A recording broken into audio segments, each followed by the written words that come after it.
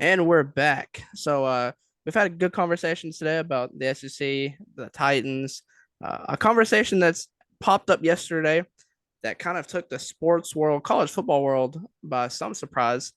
Is the ACC. Seven teams are looking to get out of their deal that goes until 2036. According to This is from a CBS article. According to Action Network and Sports Illustrated, the seven teams are Florida State, Clemson, Miami, North Carolina State, Virginia, and Virginia Tech. So all seven teams have met with their legal teams trying to get out of the media deal that runs through 2036. So it seems like there's some teams that are wanting to jump ship. I know Florida State's Florida State's athletic director came out the other day and said that we can't compete dropping below 30 million in revenue, which I agree with him. I don't think they can compete with the likes of Ohio State, Alabama, and even Tennessee at this point, falling behind that low.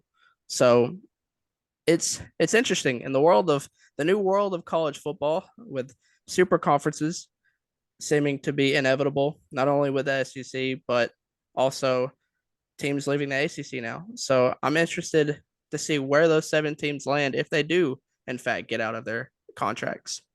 Man, this is going to be fun. This is going to be fun to keep track of because, you think about some of the ACC programs, Florida State, right? That's an elite college football level program, right? Miami, as bad as they've been the past 5, 6 or so years, that's still an elite traditional college football power. And they're sitting here saying, why are we still in the ACC when, they're not helping us at all?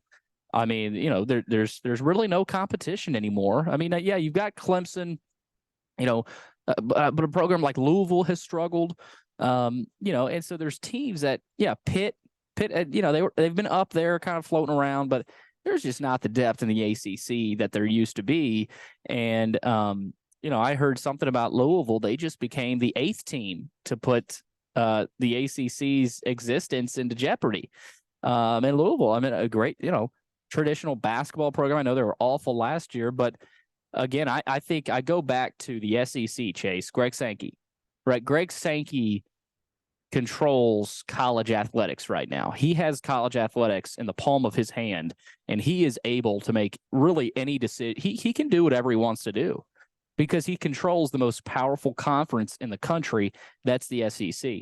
And we know Texas and Oklahoma are coming in, but if you're Greg Sankey right now, why stop at 16?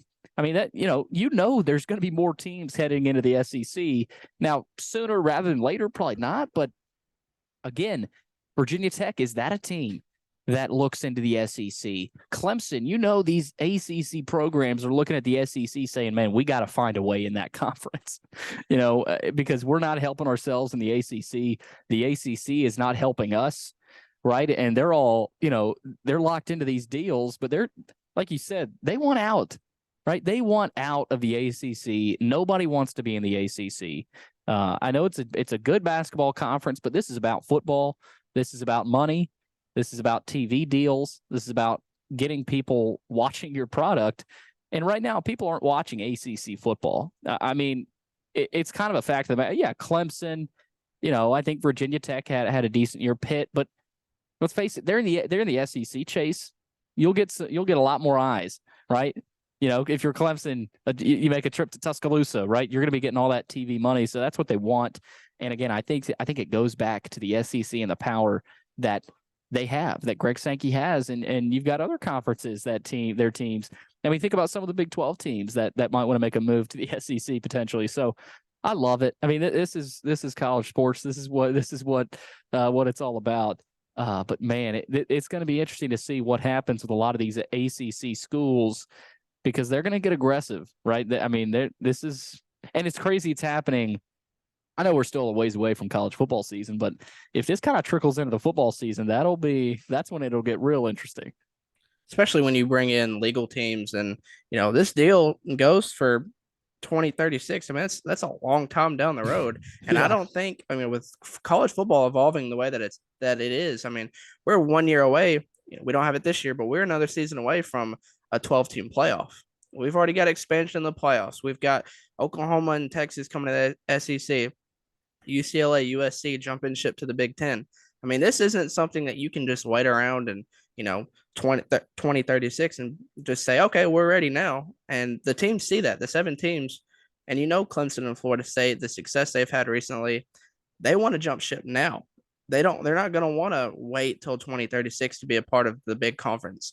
They want to insert their name into the fold now, because if you sit around, they're going to get left behind. I mean, the SEC is entering into a 10-year media rights deal with ESPN starting next year. It's worth $3 billion. The Big Ten has a 7-year deal with NBC right now. It's worth $7 billion. So these teams, the schools that are, with NIL especially, these teams are going to have money to spend wherever they want to spend it in. Yep. And programs. That's what it's about. It's about the TV money. That's what this is all about. And yeah, you mentioned the Big Ten. Big Ten is not far behind from the SEC in terms of money now. I mean, they're right up there with them. And so in terms of the pecking order, I look at SEC, Big Ten, and then you sort of got the Big 12 laying the weeds, ACC, Pac-12 is going to be. We talked about the Pac-12 a couple months ago. Pac-12 is going to be a little bit better. The ACC is sitting there saying we've got to make a move, and because these teams are they're going to want out, they're going to be able to get out too. I mean, I've heard some rumors about maybe Louisville wanting to head to the Big 12. So conference realignment is here, and the ACC is going to have to deal with it. I'm here for it more than anybody is. I love the competitiveness of college football. Is kind of what sets it apart from any other sport, especially the professional level. And when you add teams, like when you get Oklahoma and Texas, those 2 big names in a conference like the SEC, I mean, it just brings not only eyes, but brings revenue. And those 2 teams, I mean, they draw crowds like nobody else draws crowds. Yeah. And you look at Clemson and Florida State both have SEC opponents on their schedule. Clemson has, they didn't play Georgia. They played Georgia with DJ, and they've played Georgia a couple of times in the regular season, but they play South Carolina every year. And they've had run-ins with Alabama in multiple playoff games. And Florida State has an in-state rivalry with Florida. So they're looking at both of those alleyways and thinking, we can get into this SEC deal. We can be a part of this, revenue sharing. We can make our money playing in the biggest conference in the country. And they're not going to just sit there and just watch it. They're going to want out now. And whether they get out or whether the ACC decides to somehow fix its revenue sharing and increase profits, they're still going to need to add teams.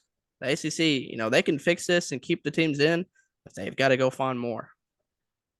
Yeah, I mean, for the ACC, Chase, they're in a really crucial time, because I'm not saying any of these teams are going to leave anytime soon, but I mean, other conferences are going to get involved, right? And they can, with the Big 12, they're losing Texas and Oklahoma. What, they're only going to have 8 teams? Am I wrong there? They're adding. Yeah, they're adding this season. They're adding BYU, Houston, Cincinnati's coming into the fold this year, so they're adding a little bit of the smaller schools. Right. But I mean, okay, so yeah, 11, I guess, is what the Big 11 is what they would be. But in theory, those 3 teams are not likely going to compete right away. Now, maybe so, but you've probably got 6, maybe 7 teams that'll maybe compete for the college football playoff top 12. I mean, the Big 12 is not as many teams as the SEC, but they're deep now. I mean, they're deep. So you're looking at the SEC. We know what the SEC is. Pac-12. Pac-12 is sort of, I think they did a good job of keeping a lot of their quarterbacks home, right? I mean, it's going to be kind of a save yourself season for the Pac-12. And then you got the ACC, man. I mean, what is the ACC? But they have no identity. I know Clemson, but look at what Tennessee did to Clemson. Now you got Dabo Swinney sitting back saying, "Hey, Josh Heupel, can I copy your offense, please? Can you give me your offensive?" I mean, let's face it, Clemson and the ACC they're just not headed in the right direction, and I think they've just sort of it's worse than sort of laying in the weeds. I mean, they're losing traction fast. So I think if you're Clemson, if you're Florida State, maybe Miami, But definitely those two programs, you've got to find some way into either the SEC or the Big 12, because in the ACC, you're not going to get the respect because your schedule is weaker than everybody else because it's a weak conference. And at the same time, you're not going to get the amount of TV money if you stay in the ACC. So it's up there. The decisions are to be made, and we'll see what goes down. Yeah, Clemson has carried the ACC. They've been that conference. With Florida State coming back a little bit, last year they had a really good season, but they've been really down bad the last, I would say, half decade since Jimbo left and that national title season. But the only question that I have is, I know Notre Dame is in the ACC in every sport except football. And I know Notre Dame, they have a really good TV deal. I don't know numbers exactly, but I know their TV deal is nice. So, but I wonder if Notre Dame is if they can get them into the football realm of the conference, if that would fix anything. I'm not 100% sure, but it's an idea. Yeah, and I talked about this before, especially last summer when there were a lot of people talking about Notre Dame and they got to join a conference. I think you bring up a good point, Chase. If you're the ACC, throw some money at Notre Dame. But then again, that's tough to say because Notre Dame is so locked into their NBC TV deal.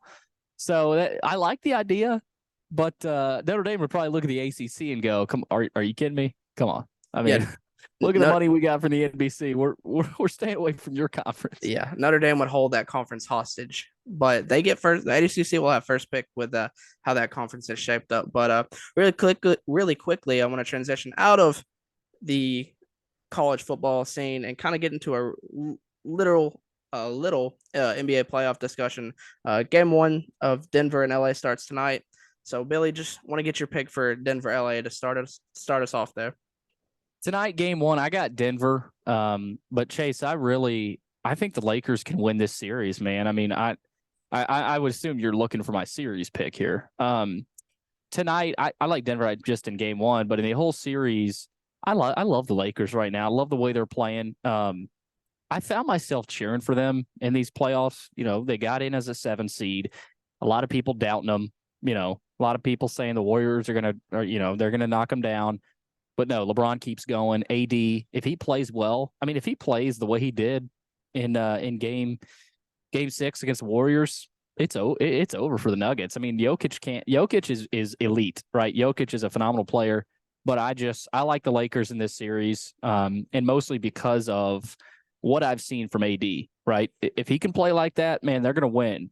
But if he struggles, watch out because Jokic can take over a game quick, and we saw that against the Suns. Yeah, I think AD is going to be a big factor, especially if he can stay healthy. I'm going to say Denver. My brain wants to say 6 just to be different. I'm going to go Denver in 6. I think LA gets a couple games, but I think Denver, they've been a wagon lately. I think they're going to keep it going. I'm also going to take, I don't really keep up with NBA basketball as much as I do other sports. I consider myself a Heat fan.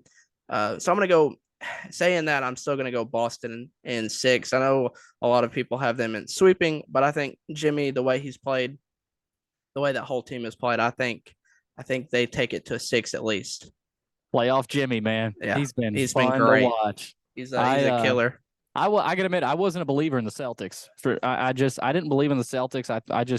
I didn't think they could get it done against Embiid and that team. But man, Celtics look scary right now.